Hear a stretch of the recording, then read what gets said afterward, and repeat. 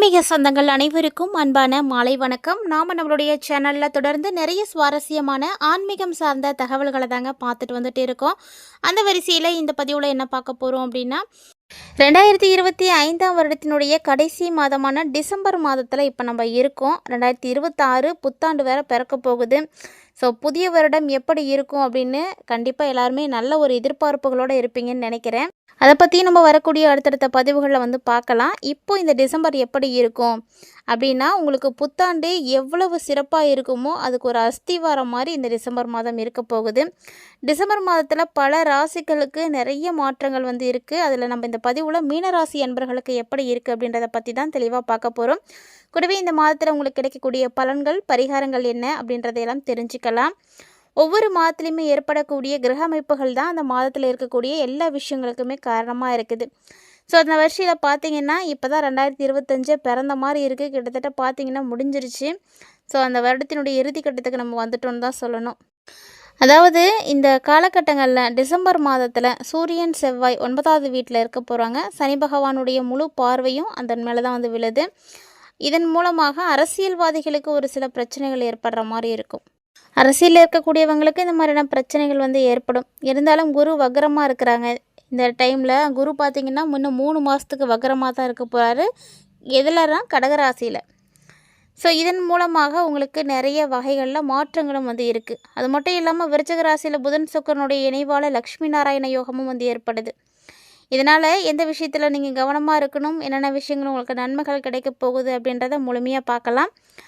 மீனராசி ராசி மண்டலத்தில் 12வதாக இருக்கக்கூடிய ராசி. மீனராசிக்காரங்களுக்கு 7.5 சனியினுடைய தாக்கம் இருந்துகிட்டு இருக்குது. 7.5 சனியினுடைய 2ஆம் காலமான ஜென்ம சனியானது நடந்துகிட்ருக்குன்னு சொல்லணும். ஸோ அதனால் இந்த ராசியில் இருக்கக்கூடியவங்களாக இருந்தாலும் சரி, இந்த லக்கணத்தை உடையவங்களாக இருந்தாலும் சரி, உங்களுக்கு கண்டிப்பாக சனியினுடைய தாக்கம் இருக்கும். ஸோ சனி பகவானால் உங்களுக்கு பிரச்சனைகளும் ஏற்படும். சனி இப்போ உங்களுக்கு ஆரோக்கிய ரீதியான பிரச்சனைகளை கண்டிப்பாக கொடுப்பாரு. கால், முட்டி இது மாதிரியான இடங்களில் அடிபடுறதுக்கு வாய்ப்புகள்லாம் இருக்குது. ஒரு சில நேரங்களில் நீங்கள் எங்கேயும் போகிறீங்க அப்படின்னா கூட தடுக்கி விழுறதுக்கெல்லாம் வாய்ப்பு இருக்குது. கவனமாக இருக்கணும். வழியில் போகிறீங்க, கழிவறையில் போகிறீங்க, இல்லைன்னா வீட்லேயே நடக்கிறீங்க, பார்த்து நடங்க, நிதானமாக இருங்க. அவசரப்பட்டு வேகமாக போகிறது, ஓடுறது இதெல்லாம் செஞ்சிங்கன்னா உங்களுக்கு அடிபட்டுடும். ஏன்னா கால் முட்டியில் பிரச்சனை ஏற்படுறதெல்லாம் பார்த்திங்கன்னா உங்களுக்கு அடுத்த வேலையை செய்ய விடாத மாதிரி ஆக்கிடும். தூர பயணங்கள்லாம் போகிறீங்க அப்படின்னா உங்களுக்கு அழுத்தம் இருக்கும். வண்டி வாகனங்களை இயக்கக்கூடியவங்களாக இருக்கிறீங்கன்னா ரொம்ப கவனமாக இருக்கணும். ஏன்னா லைட்டாக தான் ஸ்லிப் ஆச்சுமிங்க, ஆனால் பார்த்திங்கன்னா காலில் அடிபட்டுடும். கால், முட்டி இதெல்லாம் ரொம்ப ரொம்ப கவனமாக இருக்கணும். இந்த டைமில் அது மட்டும் இல்லாமல் உங்களுக்கு மிக முக்கியமான விஷயம் என்னென்னா, உங்கள் அப்பாவுடைய ஆரோக்கியத்தில் ரொம்ப கவனம் எடுத்துக்கோங்க. நான் அவருடைய ஆரோக்கியம் பாதிப்படைகிற மாதிரி இருக்குது. கவனிக்கப்பட வேண்டிய விஷயங்களில் நிறைய பிரச்சனைகள் உங்களுக்கு இந்த டைமில் வரும். ஏன்னா இப்போ தான் உங்களுக்கு ஜென்ம சனியினுடைய ஆதிக்கம் செயல்பட ஆரம்பிக்க போகுது.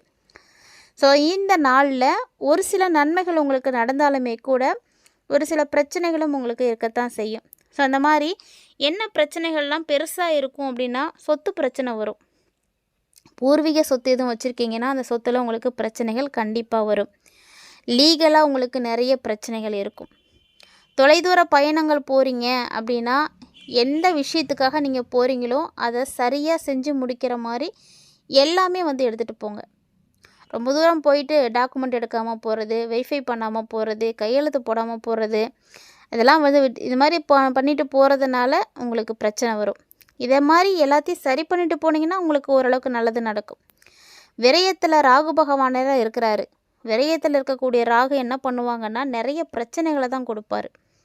சனி பகவானை ஒரு பக்கம் வைங்க, ராகு உங்களுக்கு சரியாகவே இல்லை. ஸோ ராகு பகவான் நிறைய பிரச்சனைகளை கொடுப்பாரு. பயங்கரமான ஒரு அழுத்தத்தை கொடுப்பாரு. ப்ரெஷர் உங்களால் அதை தாங்கிக்கவே முடியாது. அந்த மாதிரியான பிரச்சனைகள்லாம் கூட வரும். ஏதோ ஒரு டென்ஷன், நிறைய அலைச்சல் இருக்கும் இந்த மாதம். அது வேலை விஷயமாக இருக்கலாம், இல்லைன்னா உங்களுடைய வீட்டு வேலைகளாக இருக்கலாம். ஏதோ ஒரு காரணத்தில் நீங்கள் அலைஞ்சிக்கிட்டே இருக்கிற மாதிரி தான் இருக்கும். ஓய்வு அப்படின்றது எடுக்க முடியாத மாதிரி அலைச்சல் அதிகமாக இருக்கும், டென்ஷன் அதிகமாக இருக்கும். ராசி அதிபதியாக இருக்கக்கூடிய குரு 4வது இடத்துல வக்ரமாக வேற இருக்கிறாரு.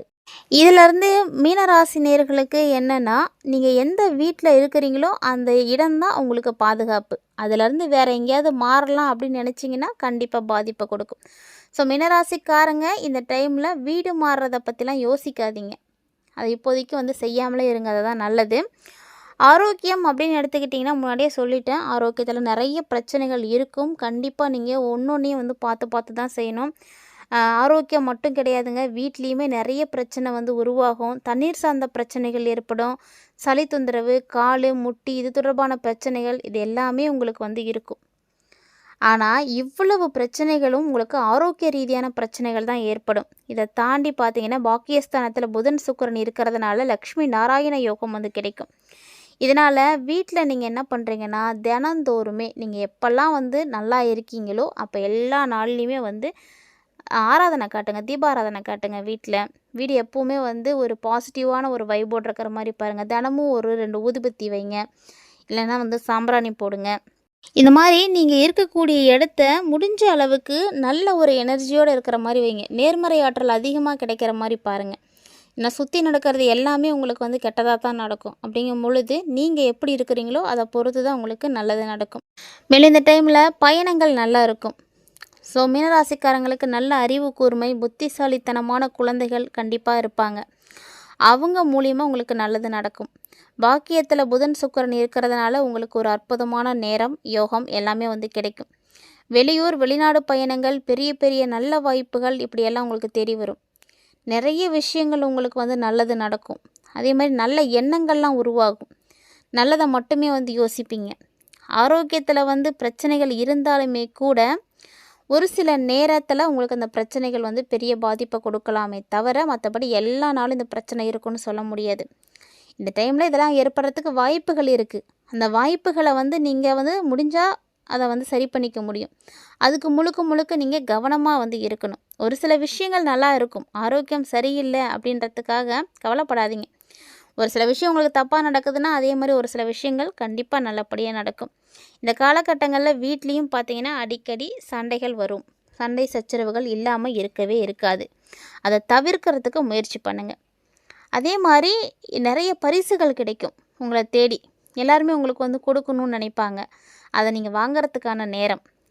நிறைய பேருக்கு பார்த்தீங்கன்னா உங்களுக்கு நல்ல ஒரு மாற்றத்தை வந்து கொடுக்கணும், நல்ல விஷயங்களை செய்யணும் அப்படின்னு நினைப்பாங்க. நிறைய பேருக்கு முதல் மரியாதை கூட கிடைக்கும். மீனராசி நேயர்கள் கௌரவ பதவியில் இருக்கிறீங்க அப்படின்னா உங்களுக்குன்னு ஒரு நல்ல மரியாதை வந்து இப்போ கிடைக்கும். நிறைய வெற்றிகள் பார்க்கலாம். சந்தோஷம், பொருளாதாரம்லாம் பார்த்தீங்கன்னா பிரச்சனை இல்லை. அதெல்லாம் வந்து 90% உங்களுக்கு நல்லாவே இருக்குது. குறிப்பாக பொருளாதாரம், பணப்பிரச்சனை இருக்கவே இருக்காது. பணம் பல வழிகளில் இருந்து வரும். நிறைய வேலைகள் செஞ்சீங்க அப்படின்னா நிறைய பணம் கிடைக்கும். ஸோ அந்த மாதிரியான யோகங்கள் எல்லாமே நல்லா தான் இருக்குது. ஏன்னா இந்த காலகட்டங்களில் உங்களுக்கு நல்ல விஷயங்களை செய்கிறதுக்கும் 4 கிரகங்கள் உங்களுக்கு நல்லா இருக்குது. ஆனால் அதே போல் கெடுபலன்களை கொடுக்கறதுக்கும் 4 கிரகங்கள் சேர்ந்துருக்கு. ஸோ அப்படின்ற பட்சத்தில் நீங்கள் ஆரோக்கிய ரீதியான கவனத்தில் மட்டும் ரொம்ப கவனமாக இருங்க. ஏற்கனவே வந்து பார்த்திங்கன்னா இந்த காலகட்டங்களில் என்ன மாதிரியான பிரச்சனைகள்லாம் ஏற்படுது அப்படின்றத நான் சொல்லியிருக்கேன். அந்த பிரச்சனைகள்லாம் ஏற்படாமல் இருக்கிறதுக்கு என்ன செய்யணுமோ அதெல்லாம் நீங்கள் ஃபாலோ பண்ணிக்கோங்க. தொடர்ந்து உங்களுக்கு நல்லது நடக்கிறதுக்கு இந்த காலகட்டங்களில் உங்களுடைய வீட்டை நீங்கள் முடிஞ்ச அளவுக்கு பாசிட்டிவாக வச்சுக்கோங்க. இல்லை அப்படின்னா அது உங்களுக்கு வந்து ஆபத்தை தான் கொடுக்கும். நீங்கள் சுத்தபத்தமாக இல்லை அப்படின்னா எல்லா கெட்டதும் உங்களை வந்து தேடி வரும். ஏன்னா அதுக்கான நேரம் தான். வரதை நம்ம தடுத்து நிறுத்துறதும் அதை வான்னு அழைக்கிறதும் நம்மளுடைய கையில் தான் இருக்குது. ஸோ நீங்கள் உங்களுடைய இருக்கக்கூடிய இடத்தை நல்லா வச்சுக்கோங்க. பெருமாளை வழிபாடு செய்கிறது இந்த டைமில் ரொம்ப நல்ல பலன் கொடுக்கும். அதே போல் விஷ்ணுவினுடைய சகஸ்கர நாமத்தை பாராயணம் செய்கிறது உங்களுக்கு மிகப்பெரிய யோகத்தை கொடுக்கும். படிக்க தெரியலன்னா கவலைப்பட வேண்டாம், ஃபோனில் போட்டாது கேளுங்க. இது மாதிரி சின்ன விஷயங்கள், எளிமையான விஷயங்களை மாற்றங்களை கொண்டு வாங்க. இதெல்லாம் வந்து எல்லாராலையும் செய்யக்கூடியது தான். கொஞ்சம் நேரம் இருந்தால் போதும். அந்த நேரங்களில் நீங்கள் ஒதுக்கி உங்களுக்கான வழிபாடுகளையும் பரிகாரங்களையும் நீங்கள் செய்துக்கிறது பல பிரச்சனைகளுக்கு வந்து முடிவு கொடுக்கும். எல்லாராலையும் எல்லா நாளும் நல்லா இருக்க முடியாது. அப்படி நல்லா இருக்கணும்னு நினச்சா அதுக்கான முயற்சிகளையும் நம்ம தான் எடுக்கணும். ஸோ அந்த மாதிரியான ஒரு வாய்ப்பு தான் உங்களுக்கு வந்து இப்போ அமைஞ்சிருக்கு. மீனராசி நேயர்கள் தெளிவாக பார்த்துருப்பீங்கன்னு நினைக்கிறேன். எப்படி இருக்கணும், என்னெல்லாம் வந்து உங்களுக்கு நடக்க போகுது அப்படின்னு. ஏன்னா அதிர்ஷ்டங்கள் உங்களுக்கு வந்து தேடி வரும். நிறைய வாய்ப்புகள் கிடைக்கும். ஆனால் அதெல்லாம் முழுமையாக செயல்படுத்தணும் அப்படின்னா அதுக்கு நீங்கள் முதல்ல நல்லா இருக்கணும். ஆரோக்கியத்தில் முதல்ல கவனம் எடுங்க. கலைத்துறையில் இருக்கக்கூடியவர்களுக்கெல்லாம் இந்த காலகட்டங்கள் நல்லா இருக்குது. ஏன்னா ஒன்று மாற்றி ஒன்று உங்களுக்கு நல்ல வாய்ப்புகள் கிடைச்சிட்டே இருக்கும். அதனால் பணப்புழக்கம் இருந்துகிட்டே இருக்கும். கவலையெல்லாம் உங்களுக்கு தேவையில்லை, கவலையெல்லாம் விட்டுடுங்க. கல்வி பயிலக்கூடிய மாணவர்களுக்கு அப்படி தான் ரொம்ப சிறப்பாக இருக்குது. அன்னன்னைக்கு வரக்கூடிய சந்தேகத்தை அன்னன்னைக்கு நீங்கள் தீர்த்துக்கோங்க. அதன் மூலமாக உங்களுக்கு அதிக மதிப்பெண்கள் வந்து கிடைக்கும். சந்தேகம் இருக்காது, நல்லா படிப்பீங்க. அதோடு பார்த்திங்கன்னா வியாபாரம் செய்யக்கூடியவங்களுக்கு நல்லா இருக்குது. பண நடமாட்டம் நல்லாவே இருக்கும். உங்களுக்கு வந்து கடன்கள் அப்படின்றத புதுசாக வாங்கிக்காமல் இருங்க, உருவாக்கிக்காதீங்க. ஏற்கனவே இருக்கக்கூடிய கடனை கட்டி முடிங்க. சேமிப்பில் கவனம் செலுத்துங்க. குடும்ப தலைவிகளுக்கெல்லாம் வீட்டுக்கு தேவையான எல்லா பொருட்களையும் வாங்க முடியும். அந்த அளவுக்கு உங்களுக்கு பணவரவு இருக்குது. ஸோ வீட்டை ரொம்ப நல்லபடியாக வந்து நிர்வகிக்க முடியும். தம்பதிகளுக்கிடையே பார்த்திங்கன்னா ஒற்றுமையும் பார்த்திங்கன்னா அதிகரிக்கும். ஸோ இந்த மாதிரி நிறைய விஷயங்கள் நடக்கும். கூடுமான வரைக்கும் எல்லாரோடையும் ஒத்து போய் நடங்க. அது வந்து உங்களுக்கு இன்னும் நல்லது. ஸோ இந்த பதிவில் நிறைய தகவல்களை பார்த்துருப்பீங்க. என்ன வழிபாடுகள் செய்யணும், பரிகாரங்கள் செய்யணும் அப்படின்றதையும் பார்த்துருப்பீங்க. மறக்காமல் செய்து பாருங்கள். நிச்சயமாக உங்களுக்கு நல்ல மாற்றம் கிடைக்கும். இந்த வீடியோ உங்களுக்கு பிடிச்சிருந்தால் லைக் பண்ணுங்கள், ஷேர் பண்ணுங்கள், மறக்காமல் கமெண்ட் பண்ணுங்கள்.